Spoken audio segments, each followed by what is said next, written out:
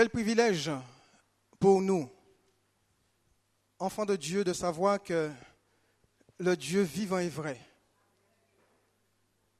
vit en nous, habite en nous. Et tout au long de notre vie, bien sûr, si nous continuons à garder nos mains dans ses mains, eh bien c'est lui qui nous guidera. C'est lui qui nous fera traverser pour que nous puissions arriver à l'autre bord. L'apôtre Pierre dit dans sa première épître au chapitre 2, verset 11, « Bien-aimés, je vous exhorte comme étrangers et voyageurs sur la terre à vous abstenir des convoitises charnelles qui font la guerre à l'âme. » Dans ce texte, je voudrais juste souligner le mot « voyageur ».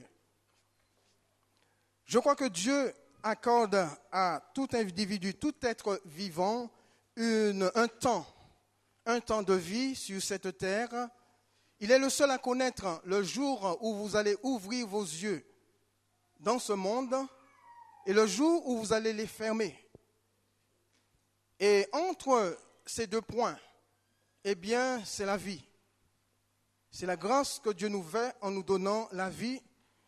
Et nous pouvons considérer que la vie sur cette terre, ou la grâce que Dieu nous fait de nous accorder la vie, et que cette vie n'est qu'un voyage. La parole de Dieu nous dit que nous ne sommes que des étrangers et des voyageurs sur la terre. Donc notre vie, le laps de temps que Dieu nous accorde entre le moment où nous ouvrons les yeux et le moment où nous les fermons, c'est comme un voyage que nous faisons. Et vous savez, frères et sœurs, pour qu'un voyage réussisse, il faut absolument que nous puissions bien le préparer. Et ce soir, je voudrais justement parler de notre voyage sur la terre, réussir son voyage terrestre.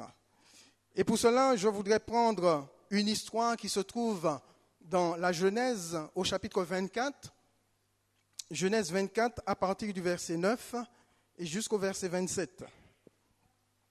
Là, c'est l'histoire d'Abraham qui se trouve dans le pays de Canaan et qui ne veut en aucune manière que son fils Isaac se marie avec une Cananéenne.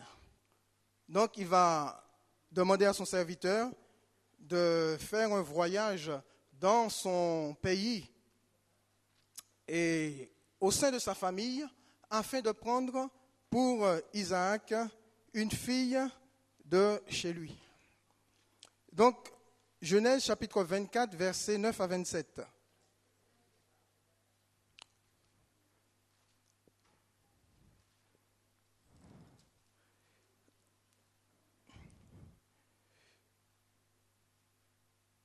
Le serviteur mit sa main sous sa cuisse, sur la cuisse d'Abraham, son seigneur, et lui jura d'observer ces choses. Donc c'est Abraham qui avait demandé à son serviteur de jurer qu'il ne prendra pas une fille de ce pays pour son fils Isaac. Le serviteur prit 10 chameaux parmi les chameaux de son seigneur et il partit, ayant à sa disposition tous les biens de son seigneur. Il se leva et alla en Mésopotamie à la ville de Nacor. Il fit reposer les chameaux sur 2 genoux hors de la ville près d'un puits. Au temps du soir, au temps où sortent celles qui vont puiser de l'eau. Et il dit, « Éternel Dieu de mon Seigneur Abraham, fais-moi, je te prie, rencontrer aujourd'hui ce que je désire, et use de bonté envers mon Seigneur Abraham. Voici, je me tiens près de la source d'eau, et les filles des gens de la ville vont sortir pour puiser de l'eau. Que la jeune fille à laquelle je dirai, penche ta cruche, je te prie, pour que je boive, et qui répondra, bois et je donnerai aussi à boire à tes chameaux, soit celle que tu as destinée à ton serviteur Isaac. Et par là, je connaîtrai que tu uses de bonté envers mon Seigneur. » Il n'avait pas encore fini de parler que sortit sa cruche sur l'épaule Rebecca, née de Bethuel, fils de Milca, femme de Nachor, frère d'Abraham. C'était une jeune fille très belle de figure. Elle était vierge et aucun homme ne l'avait connue. Elle descendit à la source, remplit sa cruche et remonta. Le serviteur courut au-devant d'elle et dit : « Laisse-moi boire, je te prie, un peu d'eau de ta cruche. » Elle répondit : « Bois, mon Seigneur. » Et elle s'empressa d'abaisser sa cruche sur sa main et de lui donner à boire. Quand elle eut achevé de lui donner à boire, elle dit : « Je puiserai aussi pour tes chameaux jusqu'à ce qu'il ait assez bu. » Voici. Pardon. Et elle s'empressa de vider sa cruche dans l'abreuvoir et courut encore au puits pour puiser, et elle puisa pour tous les chameaux. L'homme la regardait avec étonnement et sans rien dire pour voir si l'Éternel faisait réussir son voyage ou non. Quand les chameaux eurent fini de boire, l'homme prit un anneau d'or du poids d'un demi-cycle et 2 bracelets du poids de 10 cycles d'or, et il dit : « De qui es-tu fille ? Dis-le-moi, je te prie. Y a-t-il dans la maison de ton père de la place pour passer la nuit ? » Elle répondit : « Je suis fille de Bethuel, fils de Milca et de Nachor. » Elle lui dit encore : « Il y a chez nous de la paille et du fourrage en abondance, et aussi de la place pour passer la nuit. » Alors l'homme s'inclina et adora l'Éternel en disant : « Béni soit l'Éternel, le Dieu de mon Seigneur Abraham, qui n'a pas renoncé à sa miséricorde et à sa fidélité envers mon Seigneur moi-même. L'Éternel m'a conduit à la maison des frères de mon Seigneur. » Amen. Je vous encourage à lire toute cette histoire.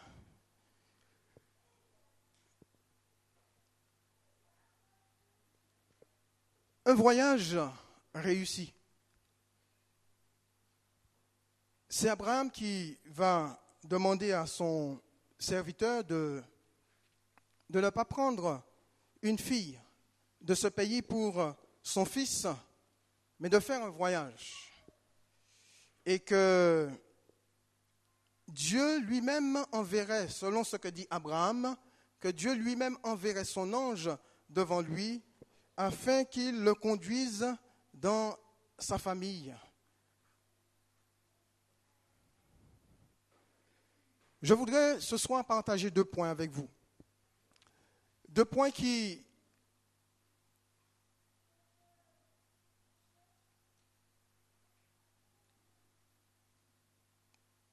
nous permettront de voir que la réussite de notre voyage ici-bas, en tant que chrétien, est possible. Comme je l'ai dit tout à l'heure, la vie n'est qu'un voyage. Un voyage que Dieu nous permet de faire. Entre le moment où nous ouvrons nos yeux, où nous naissons, nous ouvrons nos yeux sur cette terre, et le moment où nous les fermons pour entrer dans l'éternité, soit dans le paradis ou soit en enfer, entre ces 2 points-là, c'est la vie qui ne reste qu'un voyage. Qu'un voyage que tout homme a besoin de bien préparer. Alors, on peut voir dans cette histoire le premier élément qui a permis la réussite du voyage du serviteur d'Abraham, c'est que premièrement, il a respecté la volonté de son maître. Respecter la volonté de son maître. Je voudrais lire avec vous dans Matthieu au chapitre 7, verset 21. Matthieu, chapitre 7, verset 21.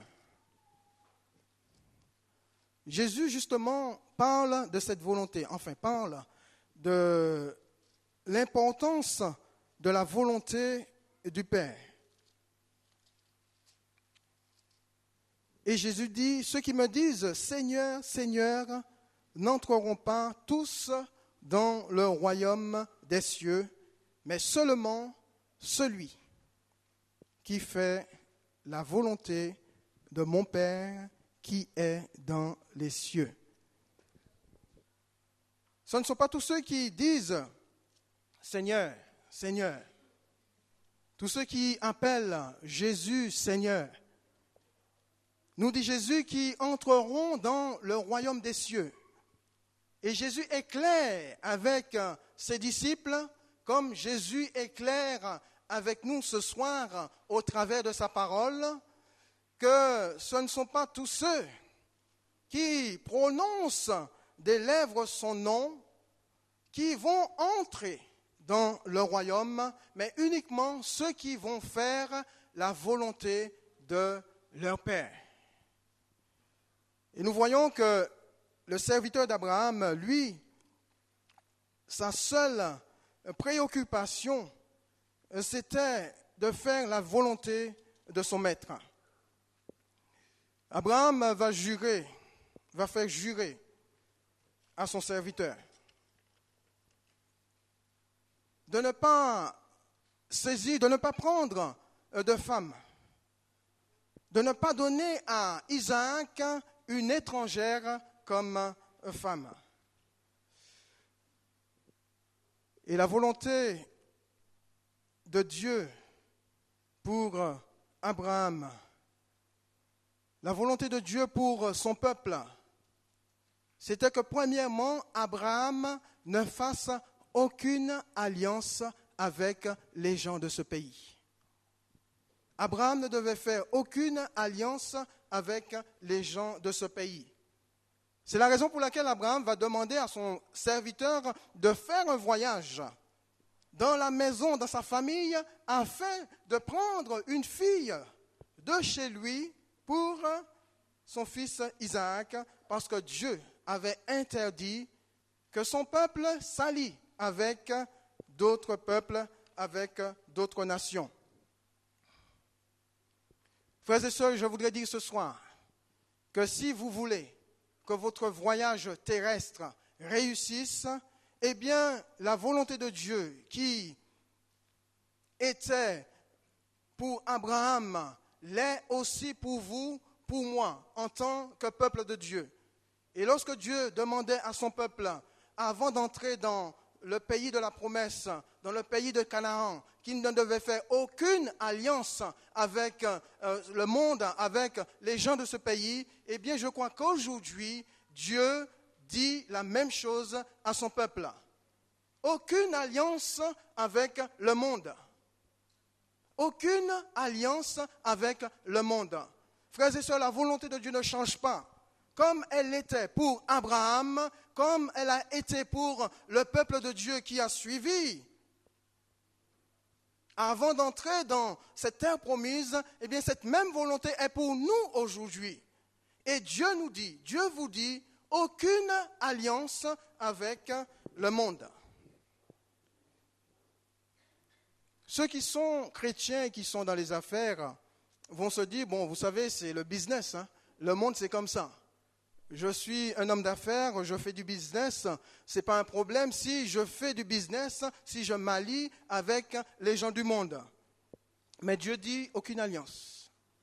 Que tu sois un businessman, Dieu n'est pas contre.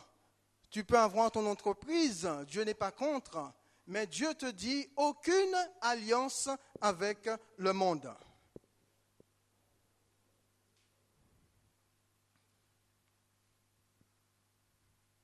Moi, je crois que les chrétiens ne doivent faire aucune alliance, que ce soit dans les affaires, aucune alliance avec le monde. La seule alliance que le chrétien doit faire quand il est businessman, c'est avec son Dieu. C'est la seule alliance qu'il doit faire avec son Dieu et Dieu est capable de le faire réussir dans ses affaires. Dieu est assez capable de faire réussir celui qui lui fait pleinement confiance, celui qui a une entreprise et qui ne s'allie pas avec le monde, qui met en pratique la parole de Dieu, qui est obéissant. Eh bien, Dieu est capable de le faire réussir.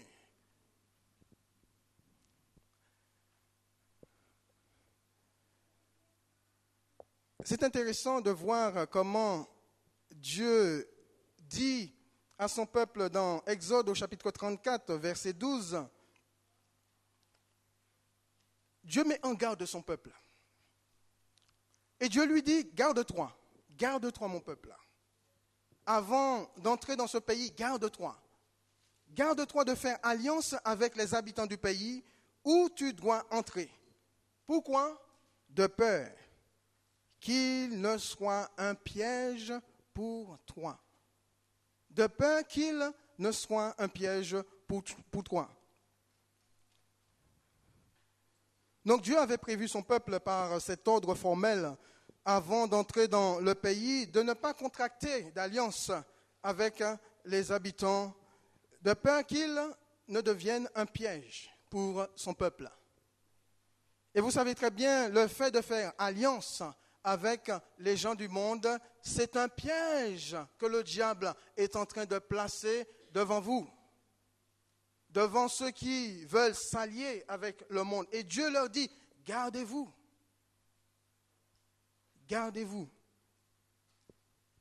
de faire alliance avec le monde.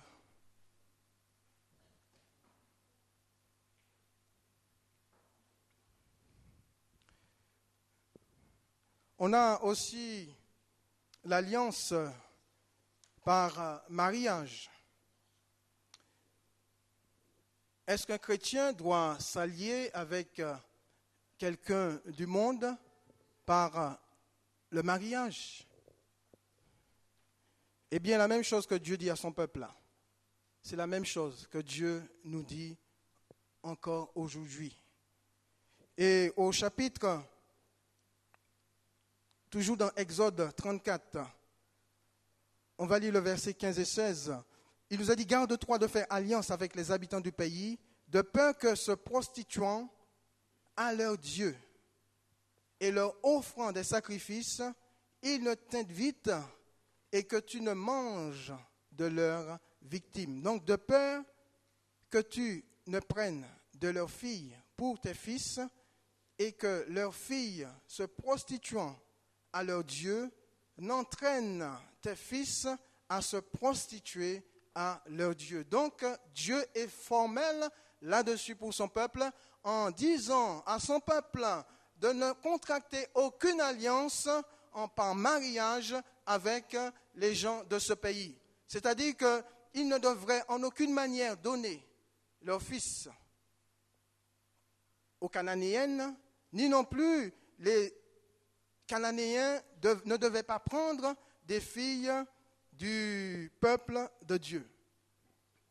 Et pourquoi? Eh bien parce que Dieu dit, de peur que ceux qui ne me connaissent pas, que ceux qui prient un autre Dieu ou des autres dieux, que ceux qui adorent des divinités païennes, des idoles, ne puissent vous entraîner, ne puissent vous amener aussi avec eux à se prostituer. Parce que Dieu dit, vous êtes mon peuple, je suis un Dieu jaloux et je ne partagerai pas ma gloire avec un autre. Donc c'est quand même intéressant de savoir que Dieu nous interdit, en tant que chrétiens, de nous marier avec des gens du monde.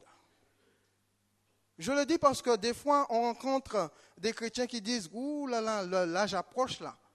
Je commence à avoir 34 ans, 40 ans, et je ne suis pas encore marié. Waouh, qu'est-ce que... » Non. Et puis, quelque part, le diable est en train de chuchoter à l'oreille. Tu sais, hein, tu es une belle fille. Tu ne trouves pas de garçon dans l'église. Tu es un beau garçon.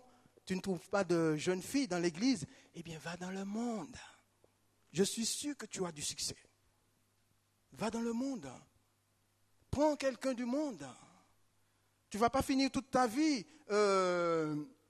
sans être marié. Eh bien là, c'est un piège. C'est un piège. Parce que Dieu nous a ordonné de ne pas nous lier par mariage avec les gens du monde. Et malheureusement, il y a des chrétiens qui passent outre ce que Dieu leur dit, le commandement de Dieu, et qui s'allient, qui se marient avec des gens du monde. Et qui pensent que parce qu'ils sont chrétiens, parce qu'ils sont chrétiennes, eh bien, ils vont finir par attirer cet inconverti au Seigneur. Je ne dis pas que Dieu n'est pas puissant pour le faire. Mais déjà, à la base, il y a une désobéissance. Il y a une désobéissance. Et Dieu n'agit pas quand il y a à la base de la désobéissance. Et ce qui se produit, frères et sœurs, le plus souvent, c'est qu'au lieu que le chrétien amène l'inconverti au Seigneur, c'est l'inverse qui se fait. C'est l'inconverti qui va attirer le chrétien dans le monde. Pour ne pas dire dans sa prostitution, dans le monde. Et je peux vous assurer, ceux ou celles et celles qui sont passés outre les commandements de Dieu et qui sont mariés aujourd'hui ont les yeux pour pleurer. Mais l'alliance est déjà faite. Donc ils ont toute la vie pour pleurer. À moins que Dieu fasse un miracle. Moi je crois au Dieu des miracles. Moi je crois au Dieu tout-puissant. Moi, je crois au Dieu qui est capable de renverser toutes les situations. Moi, je crois au Dieu qui est capable de faire du mal, du bien, au nom de Jésus. Parce que rien n'est impossible à notre Dieu. Mais quand il y a de la désobéissance, frères et sœurs, à la base, eh bien, Dieu te dit, moi, je te l'avais dit, ma parole te l'a dit. En plus, moi, je t'ai donné des signes pour que tu puisses comprendre que ce n'était pas la bonne personne pour toi, que ce n'était pas la personne que je t'avais choisie. Et là, maintenant, tu pleures. Eh bien, il y a toujours les conséquences de nos mauvais choix.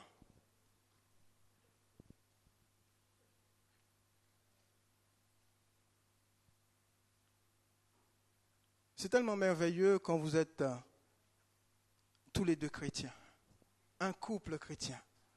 Amen. N'est-ce pas, mes sœurs? N'est-ce pas, mes sœurs? Alléluia. Moi, je suis tellement heureux de servir Dieu avec ma femme. Tellement heureux de servir le Seigneur avec mon épouse.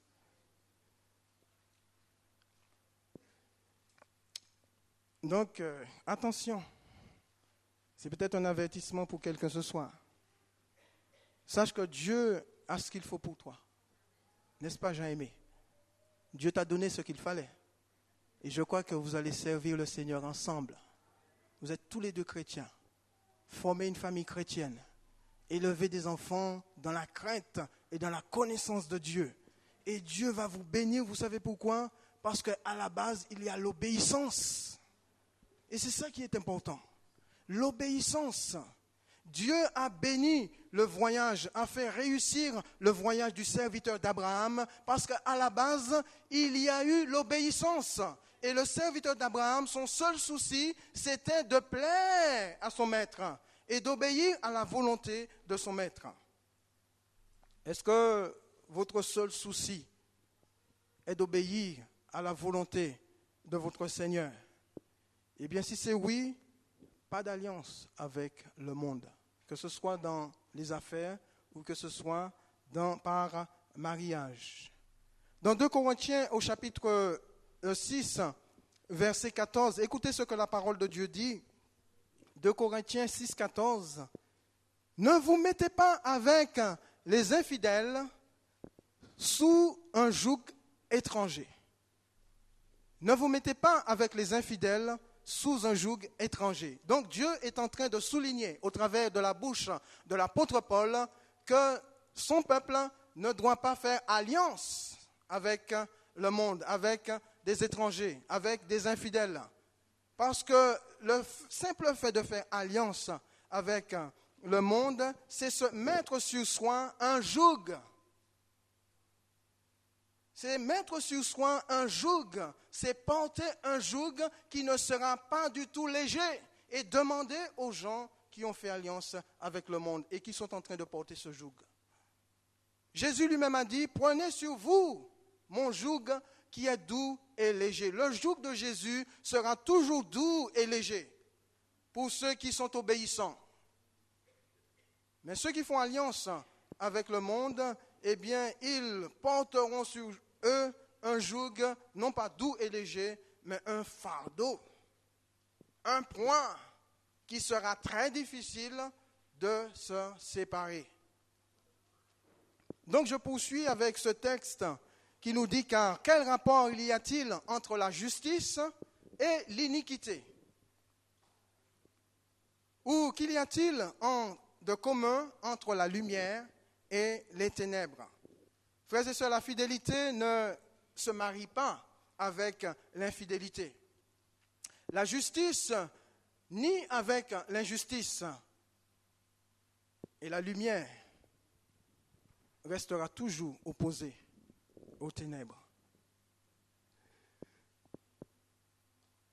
Le deuxième élément qui a permis la réussite du voyage du serviteur d'Abraham, c'est sa foi.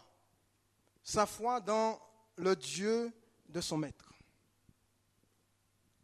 Sa foi dans le Dieu de son maître. Lorsqu'Abraham va demander à son serviteur de faire ce voyage et qu'il n'était pas encore sûr d'y arriver, mais Abraham, j'apprécie tellement Abraham pour sa foi. C'est un homme de foi. Mais vous savez, pour arriver à ce stade-là, c'est pas, Dieu n'est pas venu et puis lui a fait un coup de baguette magique. Pam! Et puis tout de suite, Abraham, la foi a grandi dans son cœur. Non. Quand vous connaissez l'histoire d'Abraham, vous verrez comment Dieu l'a mis à l'épreuve. C'est un homme qui a été mis à l'épreuve. C'est vrai qu'il a fait confiance à Dieu, mais quand Dieu lui a donné les promesses qu'il lui avait faites, eh bien par la suite, Dieu va lui demander de donner, de lui sacrifier son fils. Mais le cheminement d'Abraham est tellement intéressant parce que la Bible nous dit, lorsque Abraham va cheminer avec Isaac et puis quelques serviteurs, et quand il arrive au mont Moridja, il va dire aux serviteurs, hop, stop là, vous allez rester là. Moi et l'enfant, nous allons monter, nous allons offrir notre holocauste. Et ce qui est intéressant dans cette histoire, il ne dit pas que je vais redescendre, il dit nous allons redescendre. Donc, la Bible nous dit qu'Abraham avait tellement confiance en Dieu qu'il s'est dit que même si j'égorge mon fils comme sacrifice, même si je le donne à Dieu en tant que sacrifice, Dieu était assez puissant pour le ressusciter d'entre les morts. Et aujourd'hui, si on appelle Abraham le père de la foi, ce n'est pas sans raison. Ce n'est pas sans raison, mes frères et mes sœurs. C'est un homme qui avait vraiment la foi. Et la foi ne naît pas d'un coup de baguette magique.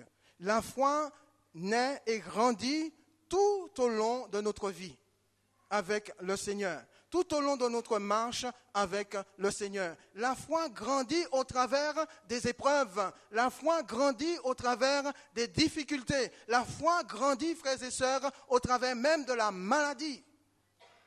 Dieu choisit ou Dieu se sert de toutes ces choses pour que nous puissions grandir, pour que vous puissiez grandir dans la foi. Afin qu'on puisse dire, ça c'est un homme de foi. Ça, c'est une femme de foi. Dieu désire que vous soyez tous sans exception des hommes et des femmes de foi. Des gens qui lui font pleinement confiance. Comme Abraham, en toutes circonstances, en toute situation, Abraham faisait confiance à Dieu. Il avait pleinement confiance à Dieu.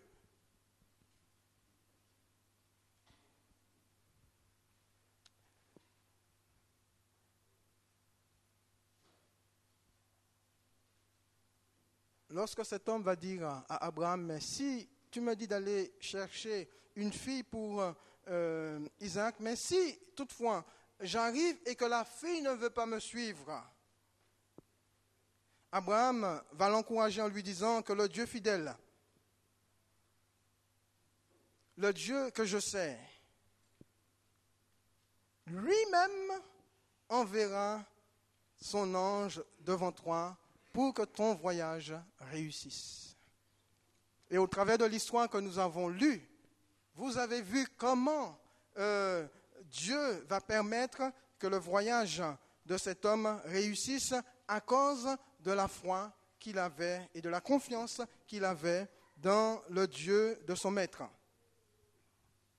Abraham était pleinement conscient que la volonté de Dieu passait par ce voyage, parce qu'il était hors de question qu'il ne le fasse pas réussir.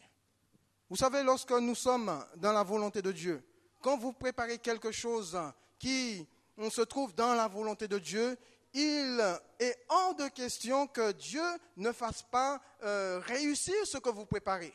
Parce que la chose est dans sa volonté. Dès l'instant où vous restez dans la volonté de Dieu, dès l'instant où ce que vous faites est dans la volonté de Dieu, Dieu permettra que ce que vous faites réussisse. Ce voyage était dans la volonté de Dieu. Dieu a permis la réussite de ce voyage. On peut dire que Dieu a permis la réussite du voyage d'Abraham depuis Ur en Chaldée jusqu'à dans le pays de Canaan, parce que ce voyage était dans la volonté de Dieu. Le voyage que nous faisons en tant que chrétiens, de la terre au ciel, parce que j'espère que vous voulez aller au ciel. J'espère que votre destination finale, c'est le ciel. J'espère que vous aspirez au ciel, au paradis, et que vous êtes conscient que le temps que vous passez, c'est un voyage, vous êtes en préparation pour le ciel. Eh bien, c'est dans la volonté de Dieu. Ce voyage que vous êtes en train de faire est dans la volonté de Dieu, parce que Dieu veut que vous alliez au ciel. Même Dieu veut que tous les hommes soient sauvés. Dieu veut que tous les hommes aillent au ciel. La volonté de Dieu, c'est qu'il veut que tous les hommes aillent au ciel, mais tous n'iront pas au ciel. Iront au ciel seulement ceux qui ont donné au Seigneur leur vie. Ceux qui marchent en conformité avec la parole de Dieu. Ceux qui font la volonté de Dieu, comme nous a dit Jésus. Ce ne sont pas ceux qui me disent Seigneur, Seigneur, qui entreront au ciel, mais uniquement ceux qui font la volonté de mon Père.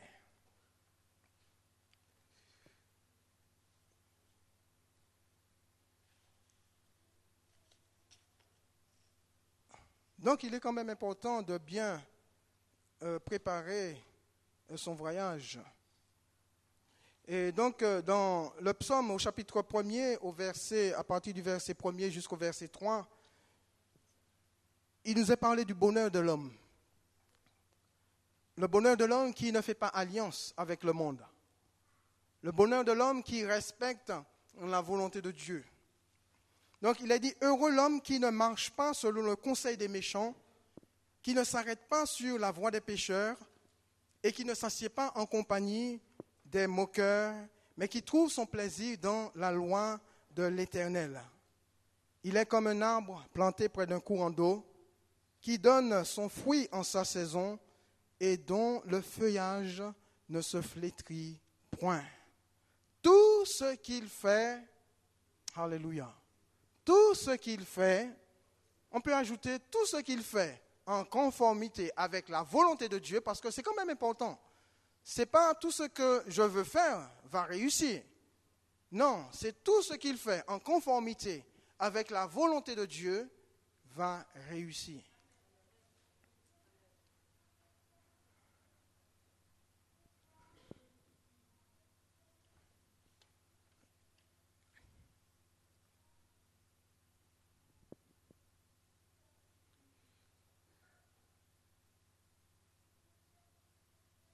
Nous voyons ce serviteur prier. C'est peut-être la première fois qu'il priait. C'est peut-être la première fois qu'il invoquait le Dieu de son maître. Et nous le voyons prier en demandant à Dieu des signes. Et avant même qu'il ait terminé, eh bien, Dieu va exaucer la prière du serviteur.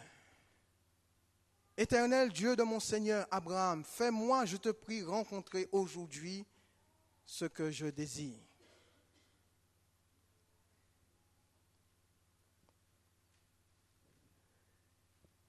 Je crois que le voyage de cet homme était quand même important. Ça va lui ouvrir peut-être les yeux. Ça va lui ouvrir d'autres horizons. Lui permettre d'avoir une pleine confiance dans le Dieu de son maître. Vous savez, ce serviteur, ce n'était pas n'importe qui. C'était quelqu'un qui était aimé d'Abraham. Il était l'intendant de tous ses biens. Il gérait les biens d'Abraham. Donc, c'était un bon intendant. C'était quelqu'un de sérieux. C'était quelqu'un de fidèle.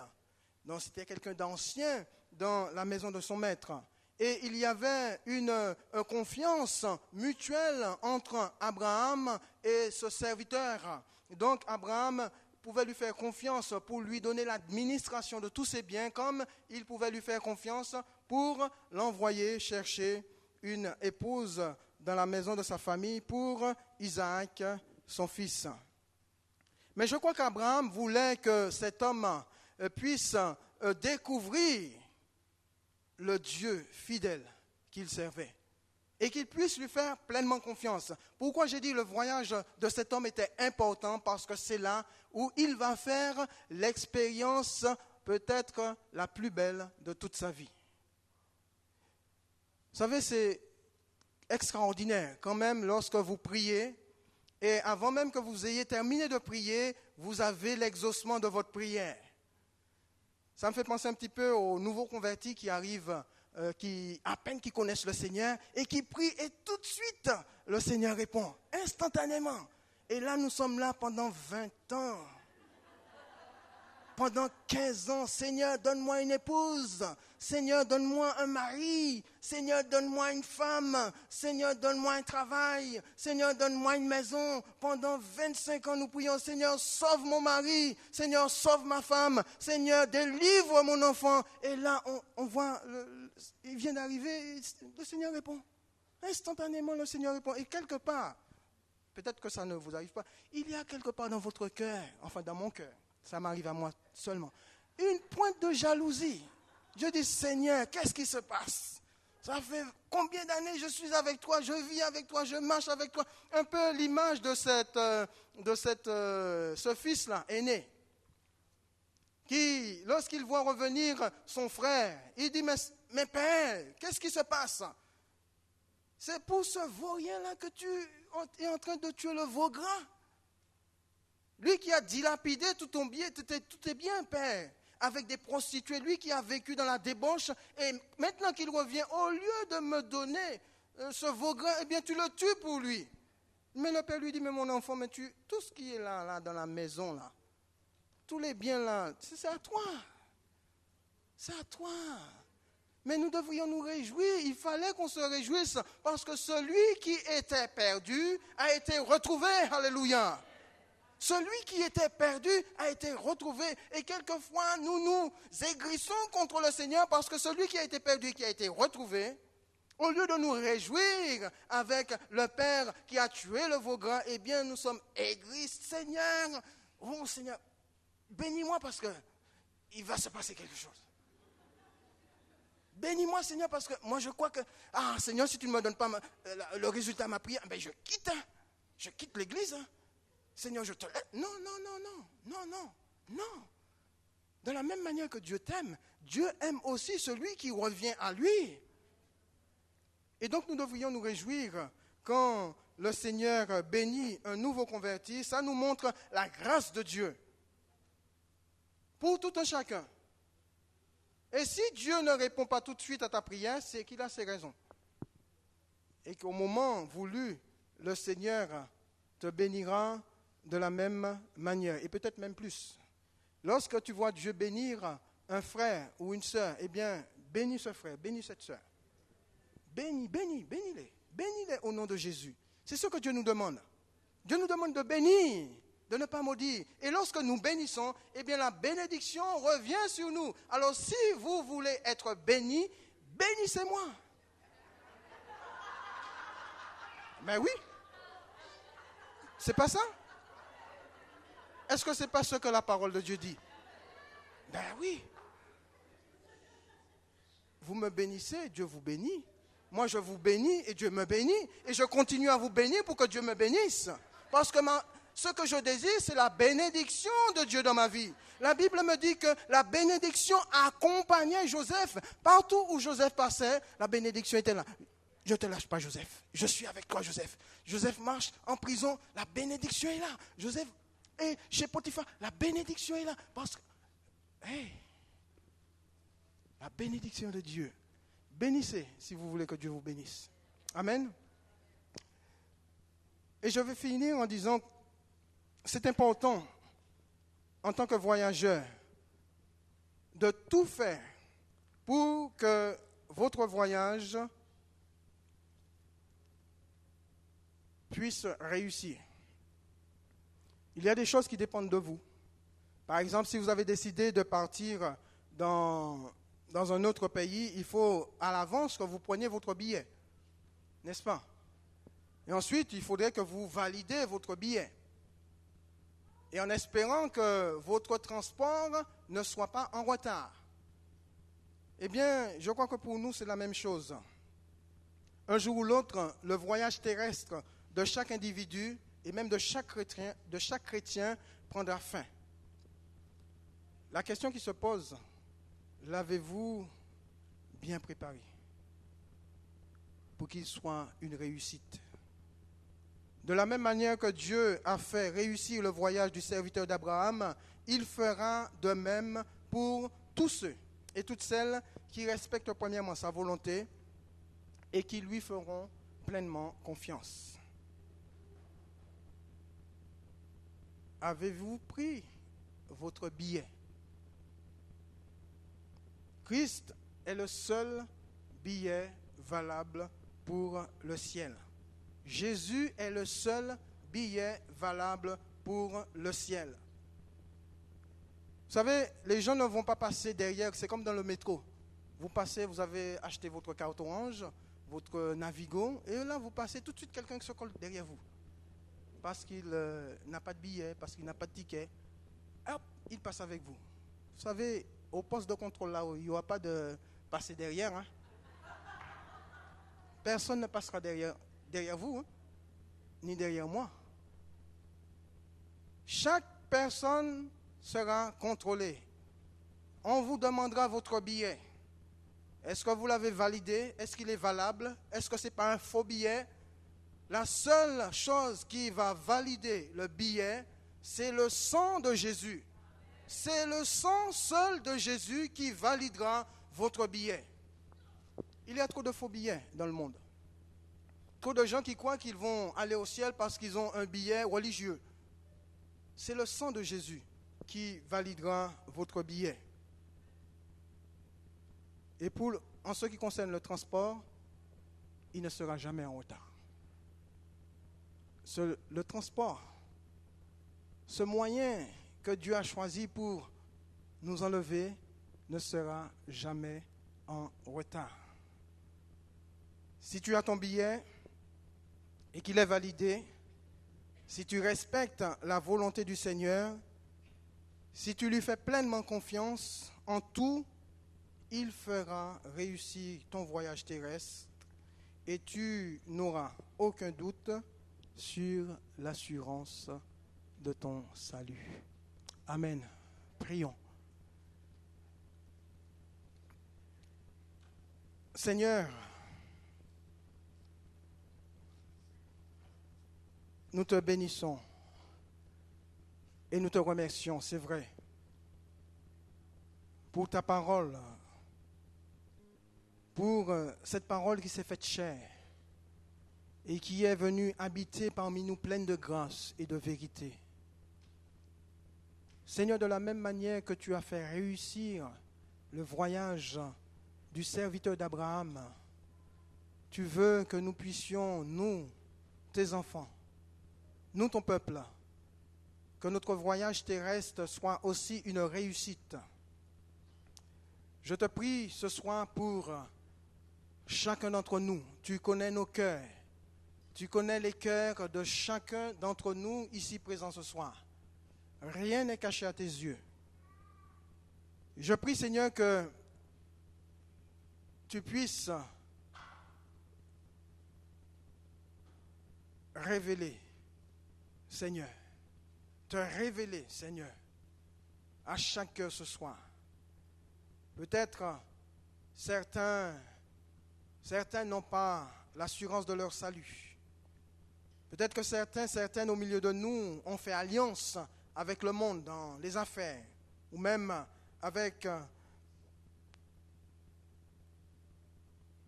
le monde dans le contexte du mariage. Mais si l'alliance est déjà faite, tu es le Dieu qui pardonne.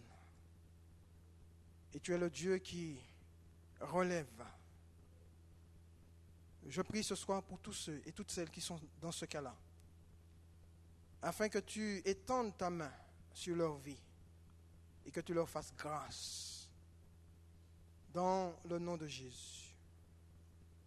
Merci notre Dieu. Merci notre Père. Et je prie pour tous ceux qui ont perdu confiance. Peut-être au travers de la maladie, peut-être au travers des épreuves, peut-être au travers des difficultés, et qui ont perdu confiance.